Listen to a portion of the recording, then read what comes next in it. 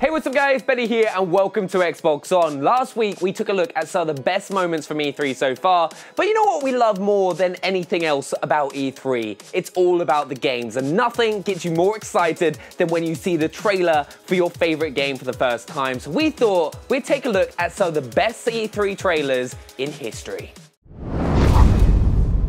When the creative minds behind Call of Duty Modern Warfare announce their new game, you pay attention. And when they announce their new game is full of giant freaking robots, you stand up and applaud. The first reveal of Titanfall was surprisingly story heavy for largely a multiplayer only experience. But the second the Titans turn up, all of that suddenly doesn't matter. There are so many cool moments here. Watching those giant metal beasts scoop up pilots to shove them in the driver's seat, or seeing two Titans thump each other in the face before one pulls out a rival pilot and throws him like a baseball. As anyone who has played the game will know, Titanfall makes an incredible first impression. It is big, noisy, and an absolute ton of fun. This first look brilliantly sets the tone for everything to follow. Every year at E3, there are always one of two trailers that catch everyone's attention and become the talk of the show. In 2013, one game that no one could stop talking about was The Witcher 3 Wild Hunt. Instead of focusing on the story, the trailer took us on a tour of some of the amazing sights we'd be seeing on this epic adventure. The moment Geralt rides out of the forest and you see the cliffs of Skellige gives us absolute chills. Considering the previous games are always relatively linear, this was a proper open world full of potential. The trailer is so packed with details that you can rewatch it over and over again, picking out new details every time. The fields are full of different plants, and the towns are swarming with NPCs, all performing different actions. Okay, so grass and peasants aren't the most exciting selling point for a game, but in an RPG, this kind of world detail is really important. And then you have brief glimpses of what Geralt does best, taking on swarms of wolves with just his sword, as well as taking down mystic beasts. It's a perfect snapshot of life of a Witcher, and was enough to convince us that this was going to be very special indeed. Assassin's Creed series is famous for two things: tiny knives hidden up sleeves and stunning announcement trailers. Its trailers follow a pretty simple formula. Take a cool scene from the game, turn it into a CG movie with lots of slow motion bits, and set it to a banging modern tune. And just like that, you've got something incredibly cool and memorable on your hands. In truth, these incredibly sleek trailers don't reflect how we play the game. Though we try as hard as we can to choreograph our moves to the music, we just spend most of the times falling off the rooftops.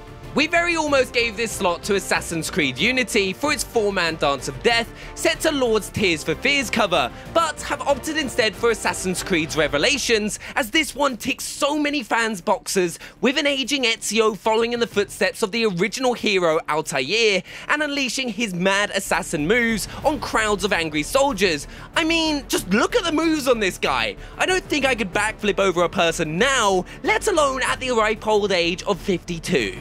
Having spent 2 games in Ezio's wafty cape, seeing this older hero getting battered and dragged towards the hangman's noose suggested that he was coming to the end of his journey. The mad energy of this trailer told us that he still had some fight left in him yet. With E3 full of incredible cinematic experiences, you might think it would be difficult for a hardware trailer to make itself heard, but the Xbox Elite Wireless Controller reveal definitely managed that. The trailer is a quick trip around the controller's newest features, getting across the insane level of customization by showing all the different pieces slotting into place and explaining how all these additions will make you capable of superhuman feats of gaming. I know that when I left the Xbox conference that year, all I wanted to do was find that controller and get my hands all over it. For the rest of the team stuck back at home, rewatching the trailer 100 times would have to do.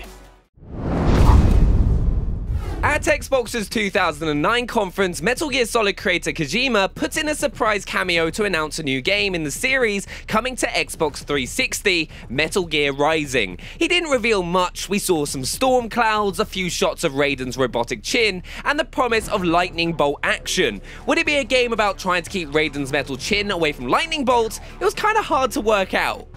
Then at E3 2010, Kojima returned with the answers, and the answer turned out to be an amazing trailer in which you chop lots of things in half with a sword. Yes, after many years of quietly shuffling around military bases as Solid Snake, Metal Gear Rising invited us to go in loud and to make a real mess of anything that got in our way.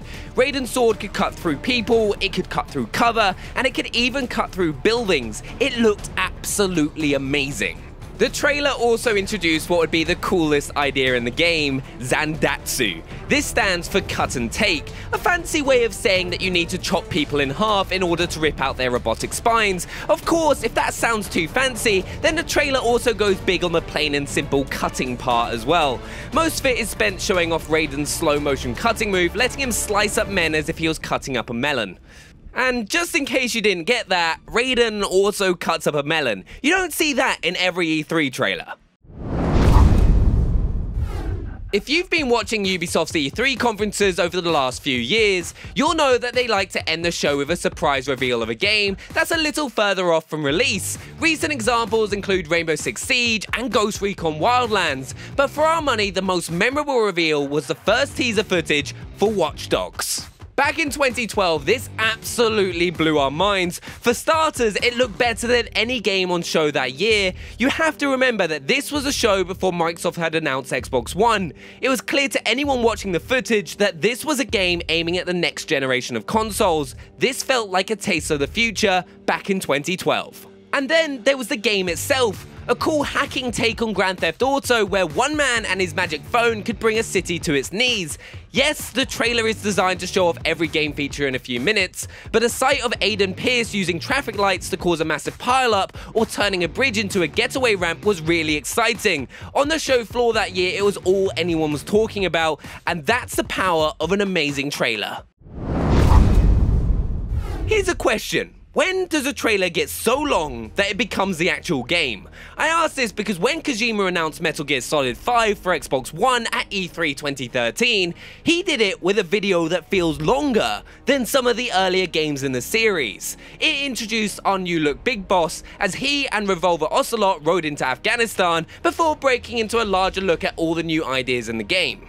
This was the first time we were seeing what an open-world Metal Gear game looked like, and it looked amazing. Our hero uses sandstorms to sneak into enemy bases, rides around in a variety of vehicles, and smokes a magic cigar that makes time go fast. Looking back, it's amazing how finished the game looked. Most of these moments appear unchanged in the final game a few years later.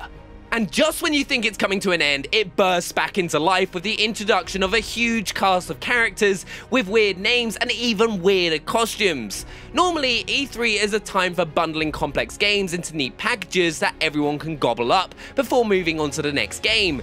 This trailer needed to be rewatched many times over before it gave up all its secrets. Never change, Kojima. Never change.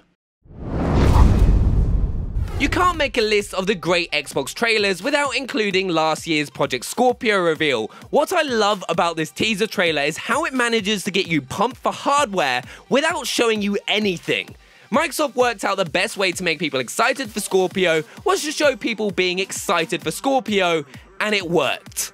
We got to see famous faces from across the industry talking about how important and useful the machine would be for them. Internal developers at Microsoft talked about what 4K visual fidelity could bring to their games, while faces from third-party developers told us about how Microsoft was working closely with them to make sure that this was a console that played nice with their games. It's a machine that truly has everyone on its side. And yes, there was just enough technical specs to keep everyone talking for the rest of the E3 week. The promise of 8 CPU cores, over 320GB per second of memory bandwidth, and 6 teraflops of GPU power was enough to get the tech heads super excited. But for the rest of us, the message was simple. It's a monster. If you're anything like us, you've rewatched a trailer every month since E3, and there's no shame in it. There isn't. If we wanted to, we could have made this entire list feature out of Halo trailers. Over the last 15 years, Microsoft has learned that nothing gets a conference room buzzing like unleashing the Master Chief. The question is, if you're only going to include the one trailer, which one do you go for? Perhaps you'd pick Halo 4 with the Chief having a horrible wake-up call in the depths of space before staring down on a planet he's going to have to save in the next game. Or maybe you'd opt for his first appearance on Xbox One, where a mysterious cloaked figure in the desert is revealed as everyone's favorite space badass. Okay, he's a little bit bashed up, but it was a delicious first taste of how good this world would look on the new console. I've personally got a bit of a soft spot for the original Halo Reach teaser. It doesn't reveal anything about the game other than the planet and the sound of radio chatter, but as a fan of the Halo books, just the name was enough to tell you that this was going to be epic. But of course, there can only be one winner, and it has to be Halo 3. It was the first time we were seeing how the series would look on the Xbox 360, showing us the wide open plains outside New Mombasa before the Master Chief emerges from the smoke, looking better than ever before. I mean, look how shiny his armor is. That must have taken years of polishing. Combined with those iconic piano notes, and this totally blew me away. The reaction was so loud and positive that the trailer set the tone for years to come. Classy and cinematic. This has to be one of the greatest game trailers in video game history. So there we have it, just some of the best trailers from E3 history. Go ahead and let us know what your favorite is in the comments below. It might have been one that we even missed. Also, if you're new to the channel, hit that subscribe button because we're going to be having a load of awesome content from E3 this year that you're not going to want to miss. Also, drop a thumbs up if you enjoyed the video, and we'll see you guys next time. Bye.